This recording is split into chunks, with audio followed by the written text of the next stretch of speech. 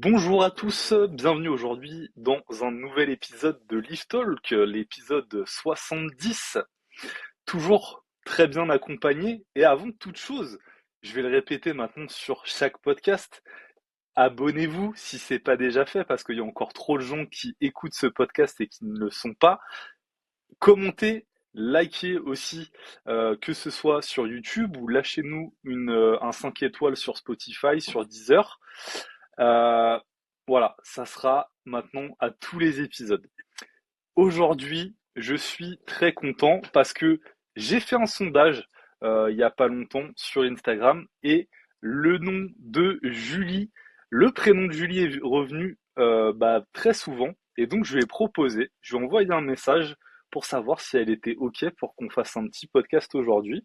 Donc Julie, merci d'être là déjà. Et est-ce que tu peux te présenter d'une manière générale pour ceux qui ne te connaîtraient pas encore, peut-être ton âge ou quoi, quel est ton parcours sportif, depuis quand tu fais du streetlifting, vas-y, dis-nous tout.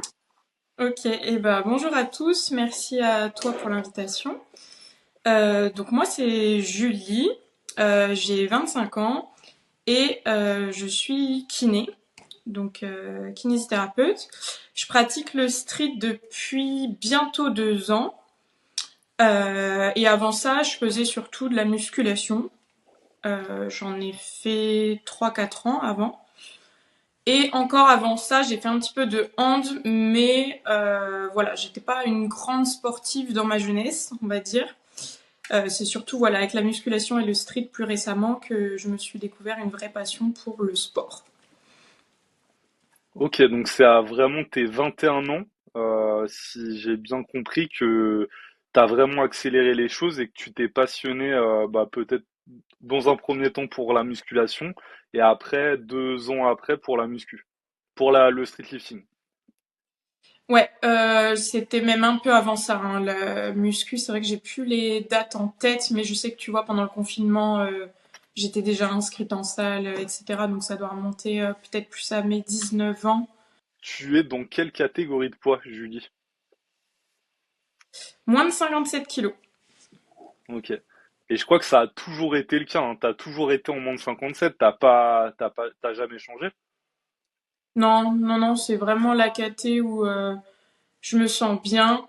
Donc je vois pas, enfin j'ai pas forcément d'intérêt à changer ni vers le haut ni vers le bas. Donc je reste Ok. en 57. T'es à combien là en hors saison ou enfin t'as besoin de perdre du poids, c'est comment? En hors saison, je remonte quand même un petit peu. En général, mon poids de forme, c'est autour des 59 kilos. Des fois, ça m'arrive de monter un peu plus haut, mais voilà, c'est quand vraiment je contrôle pas trop les choses. Mais je sais que je serai pas performante, tu vois, un poids de 60 ou plus, même si je le suis parfois en hors saison. C'est pas judicieux de passer dans la catégorie du dessus pour moi, même si mon poids, voilà, fluctue un peu vers le haut. Ok, d'accord. Et justement, qu'est-ce qui t'a fait basculer vers le streetlifting quand tu faisais de la muscu là? Qu'est-ce qui t'a attiré dans ce sport? Alors, quand je faisais de la muscu, j'ai quand même eu au début un versant purement esthétique. Je pense qu'on commence souvent la muscu pour ça aussi. Mais rapidement, j'ai eu l'impression d'avoir fait un petit peu le tour et tout ce qui était performance m'attirait plus. Donc, je restais sur des exercices dits muscu, mais en ayant plutôt un objectif d'améliorer mes charges sur ces exercices-là plutôt que, voilà, d'un point de vue esthétique. Donc ça a été un petit peu le premier pas. Donc à ce moment-là, je faisais déjà un petit peu de traction, de dips, des squats. Je faisais aussi du coup du deadlift, du bench, un peu les gros exos phares. Et j'avais vraiment une passion pour les dips. En fait, je trouvais ce mouvement Ah fascinant bon? ouais, de en fait débuter les dips en se délestant et finir par les lester. Je trouvais ça fascinant d'avoir une évolution sur un exercice comme ça. Et c'est ce qui m'a mené à me lancer sur une compétition de dips, alors que je faisais encore voilà que vraiment de la muscu, mais axée un petit peu performance. Et c'est vraiment lors de cette compétition que j'ai ressenti toute cette émulation autour du street lifting, toute cette voilà, un peu cet esprit familial de bienveillance, de cohésion. Et c'est vraiment les personnes et ce qu'elles dégageaient qui m'ont donné envie de bah du coup travailler les autres mouvements pour vraiment rejoindre un peu cette petite famille. Donc voilà, ça a été un petit peu ça le point de départ du pourquoi je suis arrivée dans le street lifting. Ok, donc t'avais fait une compétition FNSL Only Dips, c'est ça? Ouais, exactement. Ok. Et du coup, j'ai checké un petit peu tes stats là au fur et à mesure des années sur la FNSL, et donc j'ai vu que en 2022, donc c'était ta première compétition 4 mouvements, t'avais fait 207,5 de total, et ce qui est déjà vraiment balèze pour une première compétition avec si peu, entre guillemets, de pratique avant ça. Et puis après, la FNSL 2023, par contre, j'ai pas trouvé, donc je pense que tu l'as pas faite. Non, Ok, non, parce que tu sais, on avait eu Final Rep en octobre et elle tombait en décembre. Et moi, j'ai eu beaucoup de mal à me remettre quand même de Final Rep d'un point de vue nerveux. J'ai beaucoup, ouais, j'ai eu une phase assez difficile en termes de récupération nerveuse, on va dire. Donc c'était clairement pas judicieux pour moi de faire la compétition à ce moment-là. Je me sentais pas prête et pas bien de me relancer dans une prépa aussi rapidement derrière. C'est pour ça que je l'ai pas faite. ok, d'accord. Ouais, c'était trop rapproché, quoi. Et puis, ouais, bah de toute façon, c'est hyper traumatisant les échéances, et surtout à ce niveau-là. Et puis après, en 2023, du coup, tu fais un gros jump parce que si on compare avec 2022, t'as fait plus 30, donc 237,5. Ouais, Et là, et là, du coup, cette année, en 2024, au mois de juin, du coup, tu fais plus 10 comparé à l'année dernière, à Final Rep, je veux dire, où là, ouais, tu as fait 247,5. ouais. Donc, Après, la dernière compétition, c'est pas passé comme j'espérais non plus. Mais bon, c'est le jeu des compétitions, hein. Mais voilà, je visais clairement plus pour celle-là. Voilà. Ce qui explique la. Mm. c'est important de le dire. Après, 247,5, ça reste vraiment bah, super impressionnant. Je pense que les gens qui nous écoutent, et même d'un point de vue général, les hommes s'intéressent moins, tu sais, au street lifting féminin, et arrivent pas trop à se représenter bah, les performances, les totaux. Et en fait, bah c'est énorme, hein. C'est juste pour rappel, bah t'as fait deuxième l'année dernière au monde. Donc Ouais. en fait, c'est un niveau qui est international. Donc voilà quoi. Et tu visais combien justement cette année-là? Moi, faut savoir qu'à toutes mes compétitions jusqu'à cette dernière, j'arrivais plus ou moins à reproduire ce que j'avais fait à l'entraînement, à quelque chose près, on va dire. Donc, enfin, sur une base d'entraînement 4 mouvements, hein, pas séparés parce que là c'est différent. Donc, je visais au moins ce que j'avais fait à l'entraînement sur ma séance 4 mouvements et j'avais fait du coup 268,5. Donc, tu vois qu'il y a quand même Ah une ouais, sacrée différence, d'où un ah petit ouais. peu ma déception, ouais. Ok, et si tu peux en parler, qu'est-ce qui a fait là, enfin, au mois de juin là, que ça s'est pas passé comme tu voulais? T'as des explications maintenant à froid? J'en ai plusieurs. En fait, ça va dépendre un petit peu des mouvements. Je pense que le plus gros facteur, ça a été moi et ma gestion de compétition, euh, dans le sens où moi, je suis très sensible, j'en ai déjà parlé un peu voilà, sur mes réseaux, à tout ce qui est bruit, lumière, le monde, etc.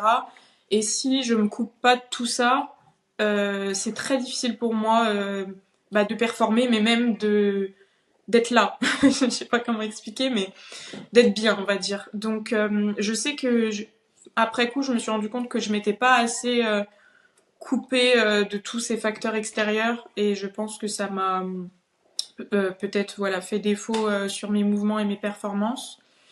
Deuxième élément, ça a été peut-être le choix des barres, où j'ai fait des gros jumps quand même. Voilà, je pense que j'ai fait des trop gros jumps, ce qui m'a valu en fait du coup quand je loupais mon troisième, bah, de redescendre beaucoup par rapport au deuxième essai.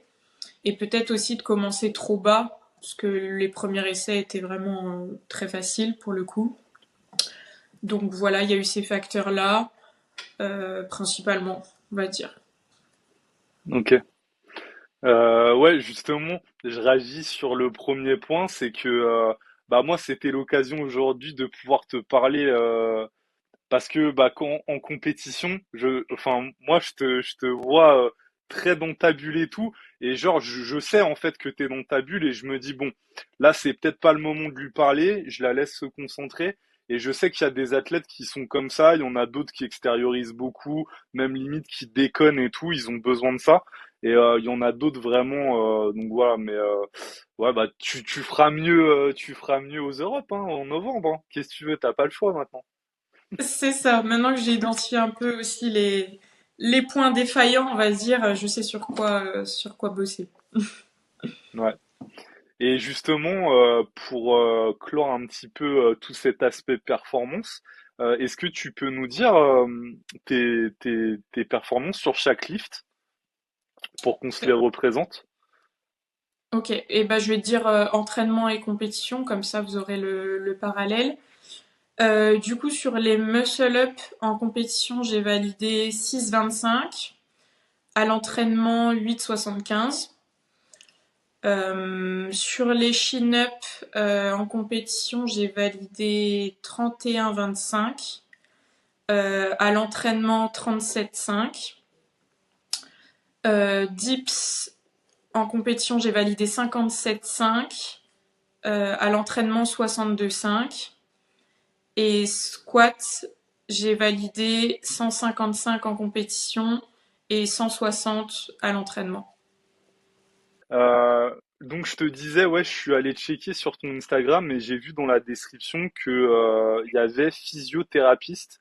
Est-ce que ça c'est le terme anglais de kiné ou c'est un autre terme pour définir ce que tu fais? Ouais, c'est ça. En fait, c'est le terme anglais et même international, on va dire. Il y a vraiment que en Ok. France où on utilise le terme kiné. Donc voilà, j'ai mis ça pour que ce soit plus représentatif à échelle mondiale, on va dire. Ok, bah, j'ai appris quelque chose, je me posais la question. Euh, Comment tu t'organises justement dans tes journées pour allier vraiment le côté pro et le côté athlète? Est-ce que des fois justement tu priorises le pro, tu le mets en avant et le perso tu le mets un petit peu en retrait ou à l'inverse, voilà, comment tu fais? Parce que je sais que c'est assez prenant ce que tu fais, donc je me posais la question de l'organisation. Alors, j'ai beaucoup évolué par rapport à ça, puisque quand j'ai débuté, euh, on va dire ma carrière d'athlète, même si je trouve, enfin, c'est toujours un peu bizarre pour moi de dire ça. En tout cas, dès lors où j'ai commencé les compétitions de façon très sérieuse, moi, je travaillais en tant que kiné remplaçante. Ce qui fait que j'avais des horaires qui changeaient tout le temps, que j'avais aussi quand même pas mal d'heures. Pour te donner une idée, on est sur du 50-55 heures semaine en tant Ah que oui. kiné. Donc c'était très compliqué de caler mes entraînements à ce moment-là. Je le faisais, mais bon, ça me faisait rentrer tard et peut-être cutter un peu la récup. Euh, donc j'ai ensuite décidé de me lancer aussi dans le distanciel, de faire du coup des réhab à distance, faire un petit peu de coaching, mais c'est pas mon activité principale, on va dire, pour ensuite me permettre d'arriver là en janvier 2024 à un mi-temps où je travaille deux jours et demi, voire trois au cabinet, et le reste de ma semaine en distanciel, ce qui me permet de plus facilement organiser mes séances et ma récupération, et voilà, de pouvoir un petit peu optimiser les choses sans finir épuisé par tout ça. Voilà. Ok. Ouais, d'accord. Donc mi-temps maintenant et du coup beaucoup plus de distanciel. Maintenant, tu as trouvé une stabilité dans le côté pro et athlète ou c'est quelque chose qui va encore évoluer dans le temps? L'organisation, la part du distanciel, du présentiel, peut-être arrêter totalement le présentiel? Effectivement, je pense que ça va encore évoluer parce que même si c'est mieux, c'est encore compliqué pour moi. Moi, les journées au cabinet, c'est très très épuisant pour moi, de par voilà toutes les interactions sociales qu'il peut y avoir. Donc souvent après une journée de cabinet, voilà, au-delà, même si j'ai pas d'entraînement, je suis très très fatiguée et ça joue forcément sur mon énergie globale de la semaine et tout ce que j'ai à gérer aussi à côté. Donc l'idéal, ce serait d'encore réduire un petit peu. Et c'est vrai que je me pose la question de, à terme, peut-être arrêter complètement en présentiel, même si c'est quelque chose que j'aime. Mais voilà, je pense que pour l'instant, c'est pas ce qu'il y a de plus compatible avec mes objectifs et sportifs et professionnels. Donc, il faut faire des choix. Et disons que voilà, on est encore sur une phase de transition à ce niveau-là. Ok, donc d'accord. Ouais, c'est bien ce que j'imaginais. De toute façon, je pense qu'on est tous à un moment donné amenés à ouais, prendre un petit peu des risques et sortir de notre zone de confort et pour basculer en fait complètement sur une activité. Donc là, pour toi, ça va être le distanciel. Et franchement, bah, je te le souhaite hein, parce que bah, c'est une qualité de vie, hein, c'est sûr. Après, c'est beaucoup de taf aussi, hein, mais c'est clair que bon bah là, ouais, il y a moins d'interaction quoi. Tu seras plus en forme. Tu feras des totals à Clairement, plus de 300. c'est l'objectif. Ouais. Euh, Est-ce que justement, tu peux nous parler un petit peu plus de ton taf de kiné? Est-ce que justement aussi dans tes suivis, toi, c'est quoi maintenant la part d'athlètes que tu as en street lifting, street workout, peut-être powerlifting aussi, ou est-ce que c'est plutôt des gens lambda, des sportifs, enfin, Alors, sur le distanciel, forcément, c'est déjà des athlètes, euh, pas forcément compétitifs à haut niveau, mais en tout cas pour qui le sport a une part importante, parce que c'est un suivi qui est différent que ce qu'on peut avoir en cabinet, qui est à la fois plus poussé, mais aussi plus coûteux. Donc, on imagine bien que les athlètes que j'ai mettent effectivement leur pratique sportive à un haut degré d'importance. Après, sur la part des sports que j'ai pas vraiment fait les statistiques, mais au départ, j'avais beaucoup d'athlètes de force athlétique. J'en ai encore pas mal. Et de plus en plus, j'ai aussi des athlètes de street. Et ça, effectivement, ça me fait plaisir, vu que forcément, c'est mon domaine. Est-ce que j'ai d'autres sports là? Bah, si, j'ai quelques personnes qui font de la musculation plus classique, mais on va dire que c'est voilà, c'est surtout ouais de la FA et du street lifting que je vais avoir effectivement dans ce pool d'athlètes. ok. Et c'est quoi un petit peu le type de blessure que tu retrouves le plus? Et là, vu que tu as les deux, est-ce que tu peux nous dire qu'est-ce que tu retrouves plus chez les powerlifters et chez les streetlifters? C'est quoi? Ouais. J'ai une petite idée, mais Alors pour la FA, moi j'ai beaucoup de problématiques de dos. Alors après, c'est des origines, on va dire, diverses, mais il y a très souvent effectivement cette problématique au niveau des lombaires que je retrouve chez les personnes de FA principalement. Et chez les athlètes de street, c'est beaucoup les épaules. Beaucoup les épaules, beaucoup sur les dips. C'est pour ça que c'est un sujet que je parle assez souvent aussi sur mon compte, parce que c'est ce que je vois beaucoup. Il y a aussi tout ce qui est problématique au niveau des avant-bras, des coudes chez les streeteux, parce qu'effectivement on a pas mal de contraintes là-dessus avec tout ce qui est muscle up, exercice de tirage. Ça fait un gros volume à encaisser sur les avant-bras. Donc c'est principalement ça, ouais, je dirais, pour chaque sport. Ok, donc le dos pour les powerlifters et épaule, coude et avant-bras pour les streetlifters. Est-ce que Ouais. tu aurais des conseils justement concrets qui pourraient appliquer peut-être sur leur warm-up ou sinon en dehors de l'entraînement, des choses comme ça, des petits tips? Ouais. Moi, une chose que j'ai remarqué beaucoup chez les power et qui au final va être valable, on va dire sur le squat en streets par exemple, c'est que très souvent les athlètes qui ont des problématiques de dos ont un mauvais bracing sur leur squat, voire leur deadlift. Ce qui fait que mauvais bracing entraîne mauvais gainage global du tronc, qui entraîne voilà des surcharges au niveau du dos. Et très souvent, voilà, on retrouve ce facteur-là. Donc très souvent, je fais effectivement un travail de amélioration du bracing, apprendre à mieux conscientiser et réussir à le faire de façon efficace. Donc je pourrais conseiller ça et chez les streeteux et chez les personnes de FA de vraiment s'attarder sur le bracing, savoir s'ils arrivent à bien l'effectuer et de façon efficace. Parce que tout le monde, on va dire tous les athlètes savent qu'il faut faire un bracing, mais le faire correctement, c'est une autre chose, c'est différent. Donc ça, c'est le premier point que je pourrais conseiller.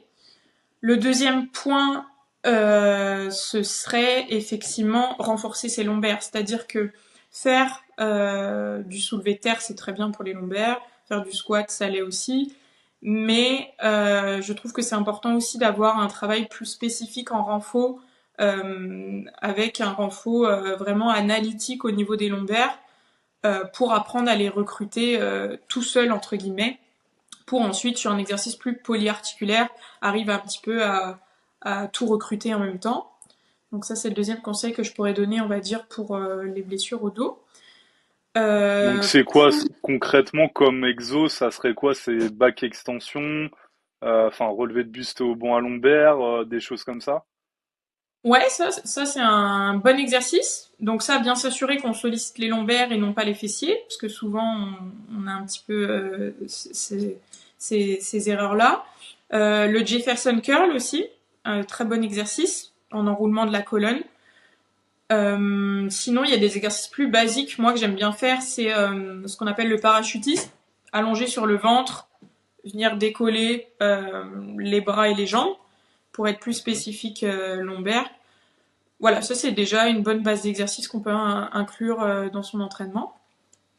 Et si je reviens du coup sur la partie plus street avec les épaules et les coudes, effectivement, comme je te disais, c'est très souvent douleur d'épaule sur les dips.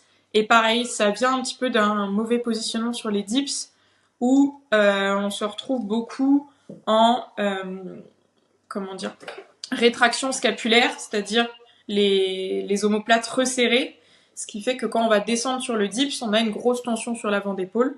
Donc ça, c'est une erreur qu'on voit fréquemment, d'où l'importance d'inclure une protraction, c'est-à-dire l'écartement des omoplates, mais également l'abaissement. C'est ce qui va un petit peu protéger, on va dire, les structures antérieures d'un fort étirement et potentiellement de blessures.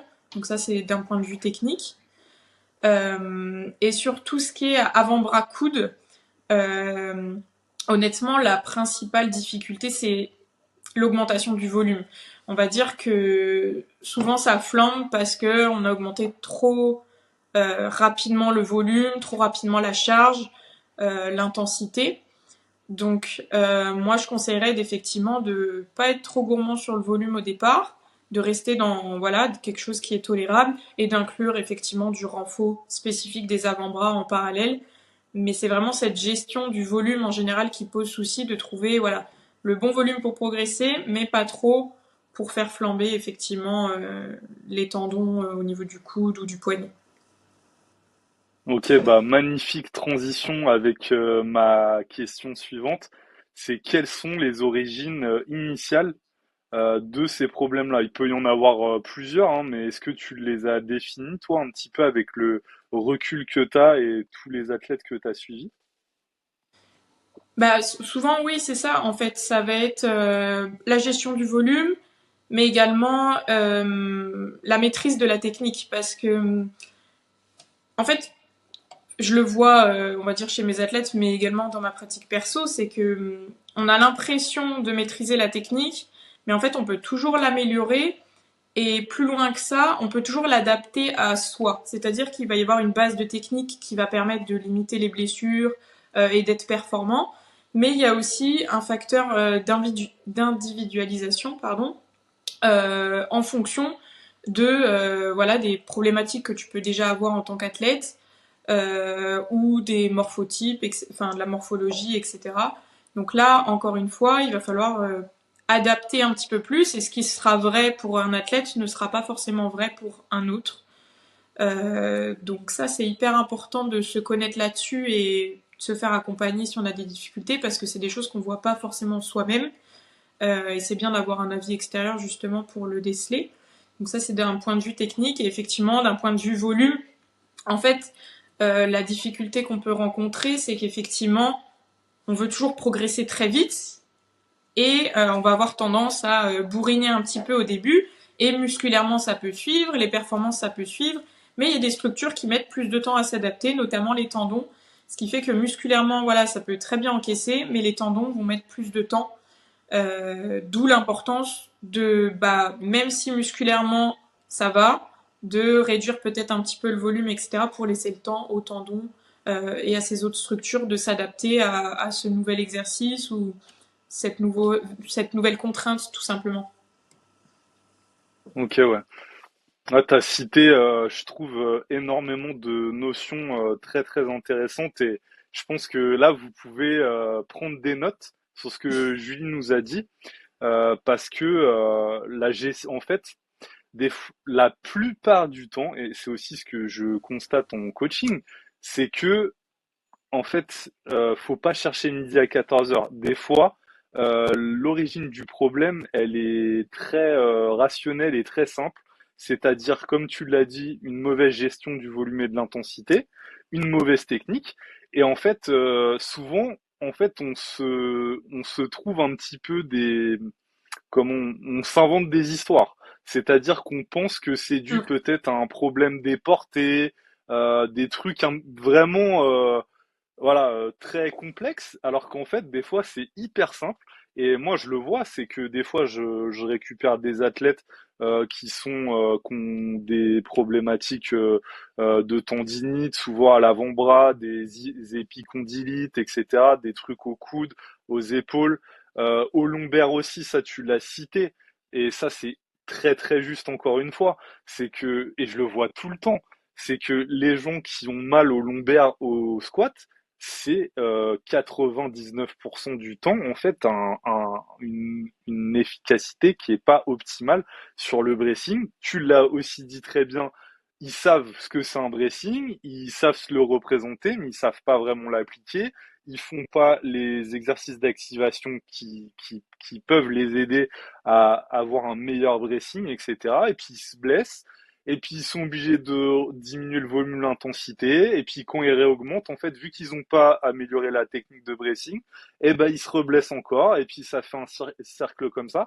Et j'en viens justement à la deuxième notion que tu as citée, c'est l'objectivité. C'est-à-dire, bah, si vous avez un bon coach, bon, bah, lui, il va déceler le problème.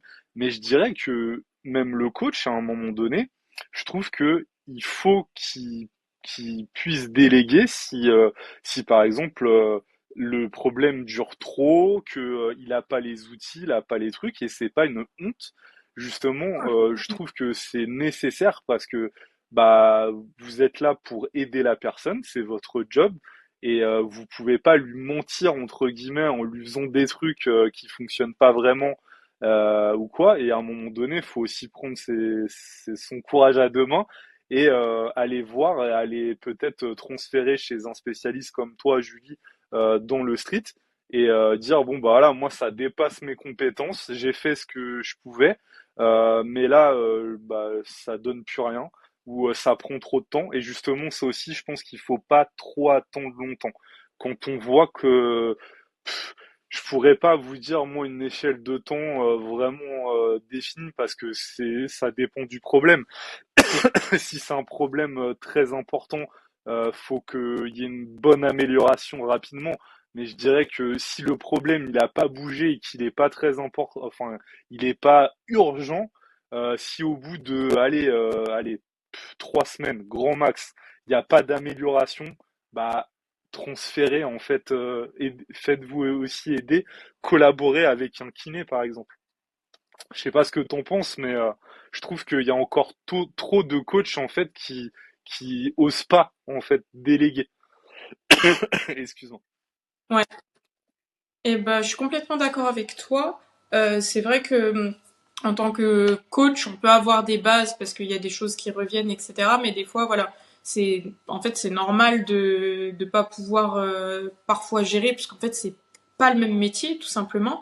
Et je trouve qu'effectivement ça a beaucoup plus de valeur aussi pour l'athlète de savoir reconnaître quand on dépasse son champ de compétences pour pouvoir déléguer et travailler, on va dire en cohésion, voilà, coach kiné autour d'un athlète. Et ça, pour le coup, c'est quelque chose que je mets un point d'honneur aussi à faire avec les coachs qui m'envoient effectivement leurs athlètes. C'est voilà de faire ma partie du job, mais aussi de voir avec le coach comment on peut nous deux euh, s'adapter au mieux pour l'athlète d'un point de vue effectivement gestion du volume, etc. Parce que comme je le disais avant, il y a des fois, bah, il va falloir interférer un petit peu sur la prog le temps d'un moment pour pouvoir effectivement prendre le temps de faire sa rééducation. Et c'est un travail qui doit se faire de main avec le coach de toute façon. Mm. Ouais. Et puis je trouve que bah, les athlètes en fait ils vont pas avoir moins d'estime pour vous si vous collaborez avec un kiné. Justement, ils apprécieront et je pense que ça soulignera aussi votre professionnalisme. Et du coup, voilà, en fait, c'est du win-win pour tout le monde, hein. Tout le monde a y gagner. Donc, n'hésitez pas si vous êtes coach et que vous nous écoutez à faire appel à des kinés spécialisés. Tout à fait. Mm. Ok. Du coup, je vais passer aussi bah, à la peut-être la troisième partie de ce podcast. Et là, ça va être un peu plus personnel du coup, et ça va être aussi plus d'actualité. On va parler des Europes qui arrivent Mm. bientôt. Donc c'est le 2-3 novembre, si je me trompe pas. C'est ça. C'est en Allemagne. Et justement, bah là, on vient de finir les France. Il y a quoi? Il y a ouais, un petit peu moins de 2 mois. Comment ça se passe là au niveau de la prépa, de tout ça? Alors, moi là, je viens finir un petit peu mon bloc de reprise parce que je suis partie en vacances aussi juste après, etc. Donc, on va dire que là, on va commencer à être dans quelque chose de pas de plus intéressant, mais de plus axé dans l'objectif. Alors qu'avant, voilà, c'était plus voilà déjà de la reprise, pouvoir effectivement travailler les acquis, etc. Donc voilà, on va dire que c'est le début de la prépa pour moi à ce moment-là. Euh, j'ai l'impression d'avoir moins subi que mes autres compétitions. Comme je t'expliquais, j'avais eu pas mal de difficultés après les mondiaux. Là, le fait d'avoir été moins performante que ce que j'attendais, bah finalement ça m'a servi pour la récup. Mais du coup, voilà, je me sens bien. Les feux sont au vert, il n'y a plus qu'à faire, on va dire ça comme ça. Ok. Et alors là, tu vises quoi comme place là? Tu vises la première place? Euh, je sais pas quoi répondre parce que je vise toujours la première place parce qu'en fait, si tu vises pas la première place, tu te mets déjà des bâtons dans les roues. Donc, on va dire que je vise toujours la première place, même si je suis consciente du niveau qu'il y a devant et que voilà, c'est compliqué.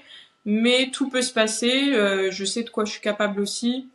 Donc voilà, j'y vais toujours pour la gagne en me disant à viser plus haut. Voilà, on tombe dans les étoiles là, comme on dit. Mais on verra. On verra. Je vise voilà le meilleur de moi-même, ça c'est sûr. Pouvoir voilà reproduire mes acquis de ces derniers mois parce que c'est chose que j'ai pas eu l'impression d'avoir fait aux France et c'est plus ça qui est frustrant plutôt que de la place que j'ai, c'est de me dire voilà j'ai progressé sur un petit peu ce qui était mes bêtes noires, c'est-à-dire le tirage et j'ai pas pu encore le concrétiser complètement en compétition Et c'est ce que j'aimerais faire du coup, voilà, pour les Europes déjà. Voilà, pour être fière de moi et de montrer que voilà, c'est l'histoire ancienne d'être nul au tirage. Et est-ce que tu as analysé un petit peu justement la concurrence à l'international? Est-ce il y a d'autres personnes, on va dire, qui pourraient te faire de l'ombre, entre guillemets, hormis Margot? Bah, la principale, on va dire, concurrente, ça va être Nadine. Hein. Je pense qu'on la présente plus. Elle a un niveau, elle a un très très gros niveau. Donc, on va dire que c'est surtout elle qui se place très largement en tête d'affiche, on va dire. Mais si j'ai regardé aussi les autres pays, il y a pas mal d'athlètes qui ont des très bons classements aussi cette année. C'est assez serré d'ailleurs dans les places qui ont été attribuées. Donc ouais, non, je pense que ça va être une belle bagarre pour ce championnat-là, ouais. Et là, t'es au classement provisoire, là, t'es combien? Troisième pour l'instant. Ok. Ouais, c'est déjà, c'est bon signe, quoi. Sachant que t'as fait une compétition RPE 7, quoi. Ouais, voilà, c'est ça. Ok, ouais. Donc super. Bah moi bah de toute façon je serai là aussi, donc on t'encouragera et puis bah suivez-nous aussi sur le live, encouragez les athlètes français parce qu'il y en a pas mal encore une fois cette année, donc Ouais. voilà, top. Euh, j'ai une question. Quand j'ai préparé ce podcast, je me suis dit j'aimerais bien savoir euh, dans 5 ans. Est-ce que tu te vois toujours faire du street lifting avec la même implication et c'est genre vraiment t'as trouvé ton sport, tu te vois pas faire autre chose ou peut-être que t'aimerais voir d'autres disciplines. Dans 5 ans, honnêtement, je pense que je serai encore dans le street. Pourquoi? Parce que voilà, ça fait 2 ans. En réalité, je suis au début, on va dire, de l'histoire. Euh, j'ai encore trop de choses à accomplir euh, pour moi dans ce sport, pour me dire voilà, j'arrête. Donc ouais, donc je pense que dans 5 ans, je sais pas où je serai, on va dire, en termes de compétition, etc. Mais je pense que j'aurai toujours cette implication dans le street d'une certaine manière, de toute façon, parce que c'est vraiment un sport qui m'a trouvé, on va dire, qui m'a aidé sur plein de points au-delà de l'aspect performance. Et voilà, on va dire que c'est un peu comme une relation d'amour, on va dire. Et du coup, je me vois pas rompre pour l'instant. Ok.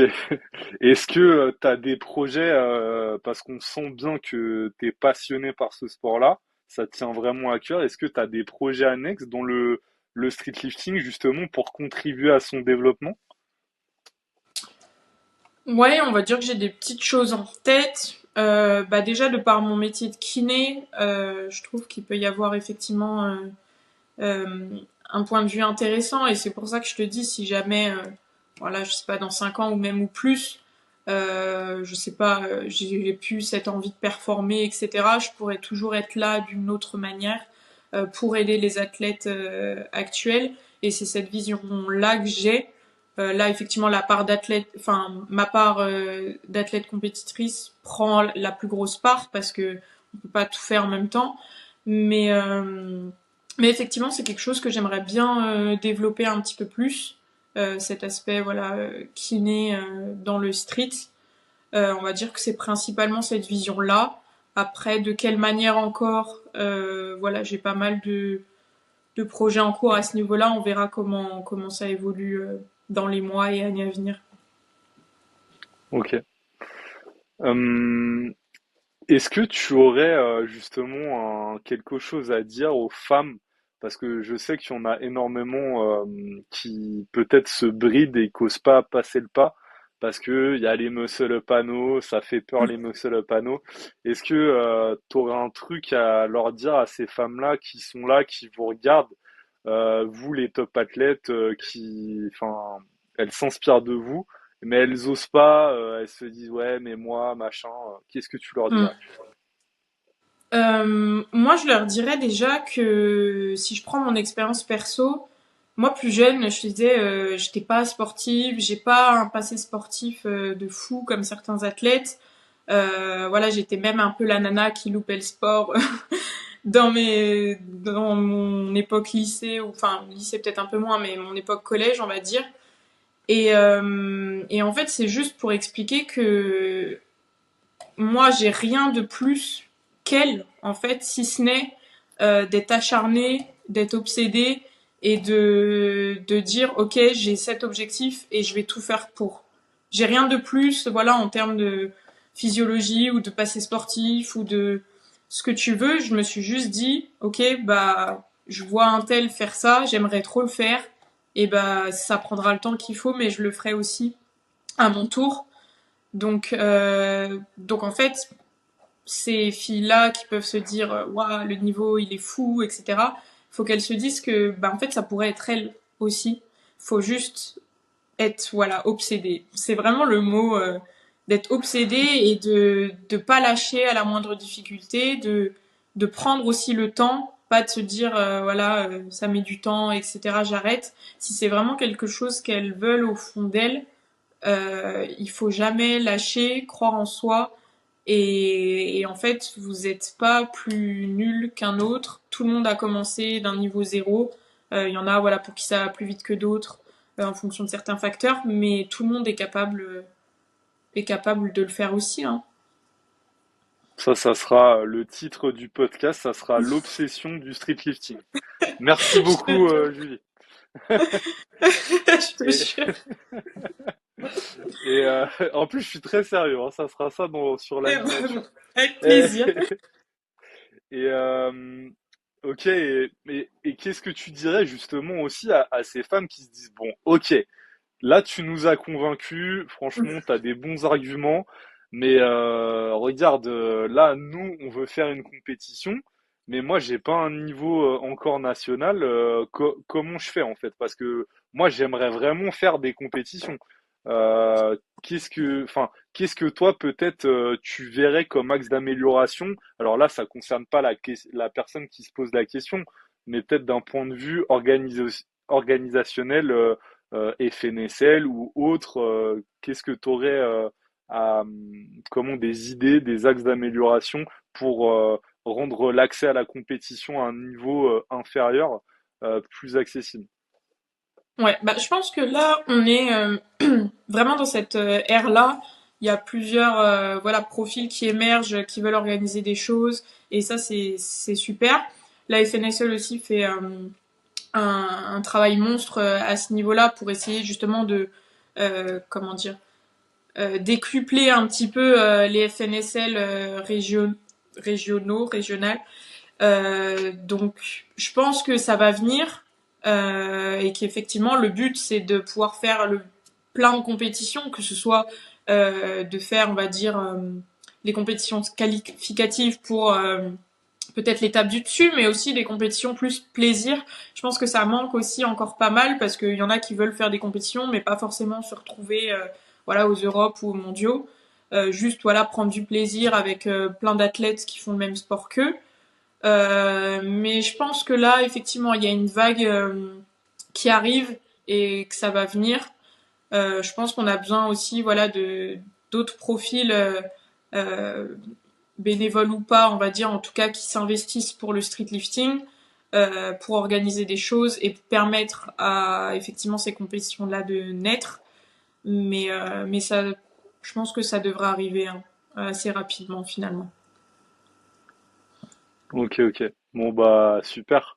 Et je suis d'accord avec toi, hein, je pense que ça va arriver, c'est sûr, c'est sûr. Mm. Euh, Est-ce que sur les Europes, tu penses que les Français ils vont pas faire comme l'année dernière parce que l'année dernière c'est un petit peu en demi-teinte. Est-ce qu'on va rafler la mise là cette année sur les Europes? Est-ce qu'on va avoir le plus de médailles, tu penses? Je sais pas. Je sais pas parce que moi j'ai regardé un petit peu effectivement tous les athlètes qualifiés par catégorie. Les étrangers, ils ont pas blagué. Ils ont pas blagué cette année. Donc, il y a un gros niveau. Mais je Ouais. pense que c'est ce qui allait arriver de toute façon parce qu'en fait, les Français, je suis toujours pour que le plus de Français gagnent, évidemment, mais l'avantage qu'on avait, c'est d'avoir développé le sport peut-être un peu plus tôt que les autres. Sauf que voilà, des très bons athlètes, il y en a dans tous les pays et les choses devaient s'équilibrer à un moment donné. Peut-être que ça commencera là, effectivement, aux Europes, on le verra. Je pense quand même qu'on a pas mal d'athlètes qui vont nous ramener des médailles, hein, évidemment, d'athlètes français. Mais est-ce qu'on aura la plus grosse part? Je ne sais pas. Ah, Ouais, ouais, est-ce bah que tu m'entends? Ça a pareil, bugué. très bonne analyse. Ouais, ouais, je t'entends, je t'entends. Je t'entends. Tu m'entends Ok. là? Ouais, Ouais, ouais, je c'est bon. t'entendais bien. Euh, je, je disais, ouais, ouais, je pense aussi que, ouais, il y avait peut-être plus de choses mises en place en France et que maintenant, dans les autres pays, ça se développe. Et comme tu dis, il y a des champions dans tous les pays. Et puis là, ça se rééquilibre un peu. Et justement, je pense que ça devrait pousser aussi les Français à bah, travailler 2 fois plus pour conserver leur avance. Mais ouais, j'ai hâte de Euh, voir comment ça va se passer. D'ailleurs, si vous êtes arrivé jusqu'à ce moment-là du podcast, vous pouvez mettre en commentaire obsession. Comme ça, je saurai que vous avez écouté tout le podcast. Écoute, Euh, et du coup, bah, merci beaucoup, Julie, d'être intervenue. Et où est-ce qu'on peut te retrouver? Sur Instagram? ouais, sur Instagram principalement, TikTok aussi un petit peu, et YouTube qui devrait se développer voilà, dans les mois à venir aussi. Ok, donc c'est quoi sur Instagram? C'est Workout by Julie, c'est comme ça partout. ok, super, simple et Mm. efficace. Voilà. Bah écoute, bah merci beaucoup. J'espère que tu auras inspiré pas mal d'auditrices et d'auditeurs et que tu auras aussi encouragé pas mal à franchir le cap s'il y en a qui hésitent encore. Et nous, on te souhaite bah, bon courage pour ta prépa et j'espère vraiment que tu vas réussir là ces Europes. T'as pas le choix.